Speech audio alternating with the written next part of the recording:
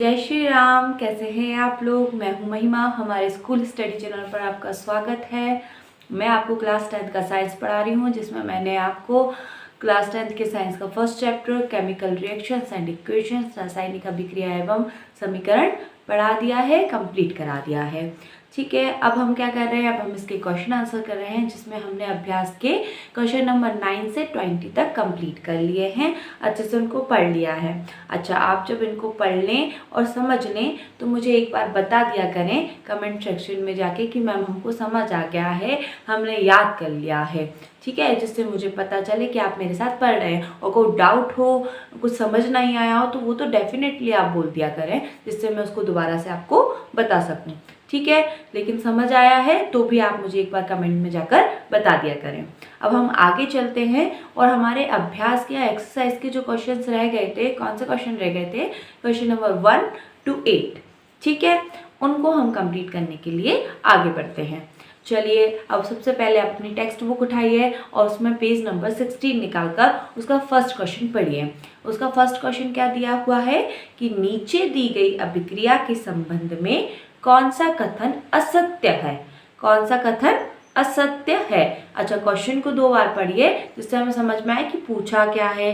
पूछा हमसे क्या है कि जो स्टेटमेंट्स दिए हैं इस इक्वेशन के रिगार्डिंग, उनमें से कौन सी फॉल्स है, कौन सी गलत है। ठीक है, सही हमसे नहीं पूछिए, कौन सी पूछिए, गलत पूछिए। चलिए, अब हम क्या करते हैं, अब हम इसकी इक्वेशन लिख लेते हैं और उसको देखते हैं कि इनने जो स्टेटमेंट्स दिए हैं वो सही है या गलत है। ठीक है,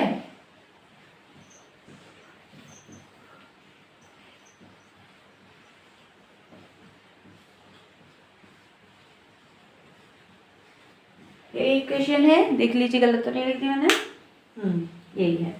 चलिए, अब इसके फर्स्ट जो उन्होंने स्टेटमेंट दिए वो क्या दिए है कि शीशा अपचयित हो रहा है, लेड का रिडक्शन हो रहा है, लेड रिडक्ट हो रहा है।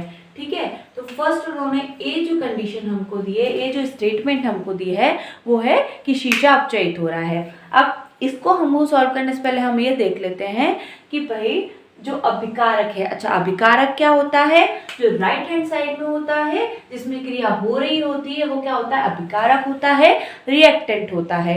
और जो इधर हमारे होते हैं लेफ्ट हैंड साइड पे, लेफ्ट हैंड साइड पे जो होता है वो होता है अभिकारक, रिएक्टेंट, और जो राइट हैंड साइड पे होता है वो होता है हमारा उत्पाद या प्रोडक्ट। ठीक है, अब देखो, अब कोई भी प्रक्रिया होगी, कोई भी अभिक्रिया होगी तो किस में होगी, प्रोडक्ट में होगी, नहीं होगी ना। प्रोडक्ट तो हमारा रिजल्ट है ना, जो हमने इसमें बनाया है, करा है, वो है ना। ठीक है, जो भी प्रक्रिया होगी वो रिएक्टेंट में होगी। क्यों भाई, मैंने आपको एग्जांपल दिया था। रिएक्टेंट क्या होता है, रिएक्टेंट वो होता है जिसमें सारी प्रक्रिया हो रही होती है, मिल रहा होता है, जुल रहा होता है। और प्रोडक्ट क्या होता है, जो रिजल्ट होता है। भाई, आपने एग्जाम की तैयारी करी, आपने एग्जाम दिया, वो सब चीज़ें क्या है, वो सब चीज़ें रिएक्टेंट है, अभिकारक है। और आपका जो बाद में रिजल्ट आ रहा है, मार्कशीट में जितने मार्क्स आ रहे हैं वो क्या है, वो आपका रिजल्ट है, वो आपका प्रोडक्ट है। ठीक है, तो आप रिजल्ट में बदलाव कर सकते हैं, नहीं ना। इसी तरह से आप प्रोडक्ट में भी बदलाव नहीं कर सकते। आप जो भी क्रिया करेंगे वो कहाँ करेंगे, रिएक्टेंट में करेंगे। कहाँ करेंगे, जब आप एग्जाम की तैयारी कर रहे हैं, जब आप एग्जाम दे रहे हैं। ठीक है, चलिए, तो अब ये हम समझ गए कि प्रोडक्ट में कोई भी चेंजेस नहीं होगा। प्रोडक्ट में अगर वो बोल रहा है प्रोडक्ट की तत्वों का कि इसमें ये हो रहा है, तो वो नहीं होगा, तो उसको देख के हम सीधा सीधा मना कर देंगे। अब उसने क्या बोला, लेड अपचयित हो रहा है, मतलब शीशा अपचयित हो रहा है। अभी आपको रिएक्टेंट में कहीं पे भी लेड दिख रहा है, शीशा अकेला दिख रहा है, नहीं ना। यहाँ अपने पास क्या है, ये क्या है, ये है हमारा लेड ऑक्साइड। ठीक है, क्या है हमारा, लेड ऑक्साइड, ना कि लेड, ना कि शीशा। शीशा ऑक्साइड है। ठीक है, शीशा अकेला नहीं है, लेड अकेला नहीं है, तो इसमें तो भाई हो ही नहीं सकता ना। अब आप चाहे बोलो अपचयित हो रहा है या उपचयित हो रहा है, कुछ भी हो रहा है, यहाँ पे वो अकेला नहीं है। कहाँ है, प्रोडक्ट में है अकेला। अब प्रोडक्ट में तो कोई चेंज हो ही नहीं सकता, मतलब सीधा सीधा पहला जो स्टेटमेंट है वो क्या हो गया, गलत हो गया। ए स्टेटमेंट जो है वो गलत हो गया। अब दूसरा स्टेटमेंट देखते हैं, कार्बन डाइऑक्साइड उपचयित हो रहा है, कार्बन डाइऑक्साइड का ऑक्सीडेशन हो रहा है। तो देखिए हमारे रिएक्टेंट में कार्बन डाइऑक्साइड है, नहीं है, नहीं है, इसका मतलब बिल्कुल भी नहीं हो रहा है। कहाँ पे है? प्रोडक्ट में है। प्रोडक्ट में कोई चेंज हो ही नहीं सकता, तो उसमें कुछ होगा ही नहीं। ठीक है, तो सीधा सा हमारा हमने ये देख लिया कि ऑप्शन नंबर बी भी गलत हो रहा है। अब ऑप्शन नंबर सी देख लेते हैं। ऑप्शन नंबर सी में क्या दिया है? कार्बन उपचयित हो रहा है। अब देखते हैं, कार्बन हमारे है, हाँ भाई है, रिएक्टेंट में कार्बन है। अब उन्होंने बोला कार्बन क्या हो रहा है? उपचयित हो रहा है। अब उपचयित होने का मतलब आप लोगों को मालूम है, उपचयित होने का मतलब क्या है? उपचयन के लिए दो कंडीशन होती थी। क्या कंडीशन होती हैं हमने पढ़ रखी हैं? पहली अपने कमेंट में लिख के बताइएगा मुझे, पहली कौन सी कंडीशन होती है उपचयन के लिए? कि ऑक्सीजन की वृद्धि हो या फिर हाइड्रोजन की कमी हो रही हो। इन दोनों कंडीशंस में कोई भी एक अप्लाई होता है तो उस तत्व या उस पदार्थ या उस अभिक्रिया का क्या हो रहा होता है? उपचयन हो रहा होता है, वो उपचयित होती है। ठीक है, समझ आया ना? या तो ऑक्सीजन की वृद्धि या हाइड्रोजन की कमी। अब देख लेते हैं कि कार्बन के साथ प्रोडक्ट में हो क्या रहा है। कार्बन के साथ प्रोडक्ट में ऑक्सीजन मिल गया, मतलब कार्बन यहाँ अकेला था, वहां पे ऑक्सीजन मिल गया, मतलब ऑक्सीजन की वृद्धि हुई। वृद्धि होने का क्या मतलब? उपचयन हो गया, उपचयित हो गई, ऑक्सीडेशन हो गया। ठीक है, तो इसका मतलब थर्ड जो हमें स्टेटमेंट दिया है कि कार्बन उपचयित हो रहा है, तो भाई कार्बन उपचयित हो रहा है क्योंकि वहां ऑक्सीजन की वृद्धि हो गई प्रोडक्ट में, है ना? चलो, तो सी क्या हो गया हमारा? सही हो गया। अब डी स्टेटमेंट देख लेते हैं क्या है कि लेड ऑक्साइड अपचयित हो रहा है। अब अपचयित होने के लिए क्या होती है? अपचयित होने के लिए इसका उल्ट, जो उपचयन के लिए कंडीशन थी उनकी उल्टी कंडीशन होती है। क्या? कि ऑक्सीजन की तो कमी हो रही हो और हाइड्रोजन की वृद्धि हो रही हो। देख लेते हैं कि ये हो रहा है क्या। देखो लेड ऑक्साइड यहाँ पे है। अब लेड ऑक्साइड को जब हम इसमें अभिक्रिया कराते हैं और हमें प्रोडक्ट मिलता है, तो प्रोडक्ट में क्या होता है? लेड अकेला हो जाता है, यहाँ पे उसके साथ ऑक्सीजन है, यहाँ वो अकेला हो जाता है। इसका मतलब क्या? कि ऑक्सीजन की कमी हो रही है। भाई अपचयन के लिए यही तो कंडीशन है कि ऑक्सीजन की कमी होना चाहिए, तो यहाँ पे ऑक्सीजन की कमी हो रही है, यहाँ ऑक्सीजन की कमी हो रही है, इसका मतलब कि ये अपचयित हो रहा है। तो मतलब हमारा जो डी स्टेटमेंट है वो भी सही हो गया। लेकिन हमसे पूछा क्या गया है कि इस जो इक्वेशन है, इस इक्वेशन के लिए कौन से स्टेटमेंट्स गलत हैं, असत्य हैं, फॉल्स हैं। तो हम कौन सी बताएंगे? ए और बी। हमारा आंसर क्या हो जाएगा? ए और बी। देखिए ऑप्शंस में आपको फर्स्ट ऑप्शन दिया है ए एवं बी, तो इसका आंसर क्या हो जाएगा? पहला वाला ऑप्शन ए एवं बी। समझ आया? चलो नेक्स्ट चलते हैं। और अच्छा चलो एक चीज और देखो, अब इसमें एक तत्व जो हो रहा है वो उपचयित हो रहा है, एक अपचयित हो रहा है, तो ये कौन सी अभिक्रिया हो गई भाई? इसमें अगर अकेला उपचयन हो रहा होता तो इसे हम उपचयन अभिक्रिया बोल देते, अकेला अपचयन हो रहा होता तो अपचयन बोल देते, लेकिन दोनों हो रहे हैं तो कौन सी अभिक्रिया हो गई? मैंने आपको पढ़ाया था, ये कौन सी रिएक्शन कहलाएगी? ये कहलाएगी रेडॉक्स अभिक्रिया या रेडॉक्स रिएक्शन। ठीक है, चलिए अब यहाँ पे जो पूरा एक लेक्चर मैंने आपको 15 मिनट में पढ़ाया ना, उपचयन, अपचयन और रेडॉक्स अभिक्रिया का, वो इस क्वेश्चन अकेले में आपका हो गया है कंप्लीट। देखिए कितनी बार रिवीजन हो रहा है, कितनी बार रिपीट हो रहा है आपका। आप अगर मेरे सारे लेक्चर्स देखेंगे तो आपको तो क्वेश्चन वैसे ही रिपीट हो जाएंगे, वैसे ही याद हो जाएंगे, क्योंकि हर चैप्टर के हर टॉपिक का हर लेक्चर में कहीं ना कहीं रिवीजन हो ही रहा है, कहीं ना कहीं बात हो ही रही है। ठीक है, चलो अब हम आगे बढ़ते हैं और इसका सेकंड क्वेश्चन देखते हैं। सेकंड क्वेश्चन सब पढ़िए। सेकंड क्वेश्चन में क्या लिखा हुआ है? एक रिएक्शन दिया है और उस रिएक्शन का पूछा है कि वो उसका टाइप क्या है। हमने टाइप्स ऑफ रिएक्शन पढ़े थे, अभिक्रिया के प्रकार पढ़े थे, अभिक्रिया के 5 प्रकार पढ़े थे हमने। अब सॉरी, अब वो ये पूछ रहा है कि आपको इस रिएक्शन को देख के, इस इक्वेशन को देख के ये बताना है कि इसमें कौन सा रिएक्शन हो रहा है। ठीक है, तो सबसे पहले हम इक्वेशन लिख लेते हैं। इक्वेशन क्या दी है हमें? Fe2O3 प्लस Al, ठीक है, Al2O3 प्लस 2Fe, है ना। चलिए ये हमारे पास इक्वेशन हो गई। अब इसके लिए वो क्या पूछ रहा है, इसके लिए वो पूछ रहा है कि कौन सी क्या है, कौन सा रिएक्शन है ये, उसने हमें ऑप्शन दिया है। सबसे फर्स्ट ऑप्शन जो दिया है हमको वो क्या दिया है, संयोजन अभिक्रिया, कॉम्बिनेशन रिएक्शन। अब बताइए कि कॉम्बिनेशन रिएक्शन को में क्या क्या क्या होता था, संयोजन अभिक्रिया में क्या होता था।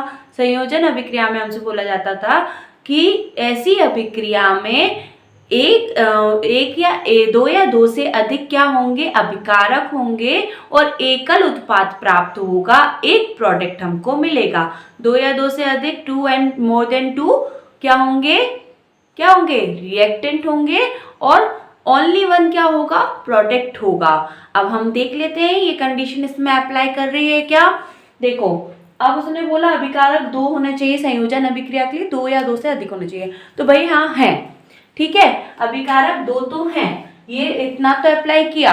लेकिन जब हमने प्रोडक्ट में देखा तो प्रोडक्ट में क्या हो रहा है, उत्पाद में क्या हो रहा है, 2 हो रहे हैं। लेकिन संयोजन अभिक्रिया के लिए तो हमें एक ही प्रोडक्ट चाहिए होता है ना, तो इसका मतलब ये संयोजन अभिक्रिया नहीं है, तो हमारा ऑप्शन ए हो जाता है गलत।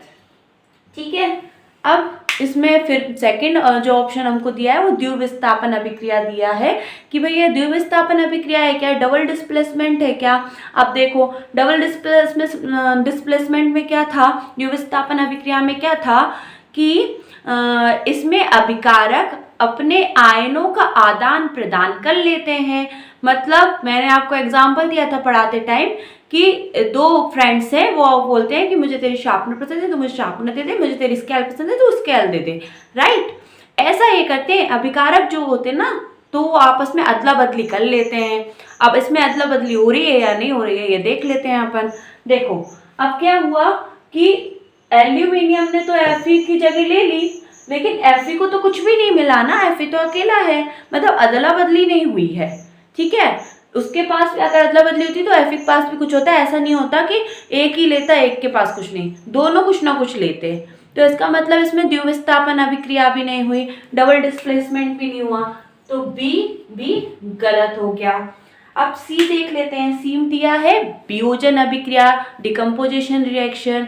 भाई डिकम्पोजिशन रिएक्शन के लिए क्या हमारे लिए शर्त थी कि एक ही क्या होना चाहिए, रिएक्टेंट होना चाहिए, एक अभिकारक होना चाहिए जो कि 2 या 2 से अधिक क्या बनाता है, उत्पाद बनाएगा। ठीक है, अब हम इसमें देखते हैं तो हमें पहले ही दिख जाता है कि भैया रिएक्टेंट जो है, अभिकारक जो है वो तो 2 हैं, जबकि जो वो क्या कहते हैं उसको, वियोजन अभिक्रिया डिकम्पोजिशन रिएक्शन होता है, उसमें क्या होता है कि क्या होता है, एक ही होना चाहिए, क्या होना चाहिए, एक ही रिएक्टेंट होना चाहिए, अभिकारक होना चाहिए। इसमें तो 2 हैं तो ये यही गलत हो गई, तो हमारा सी वाला ऑप्शन भी गलत हो गया। अब फोर्थ वाला ऑप्शन देख लेते हैं, डी।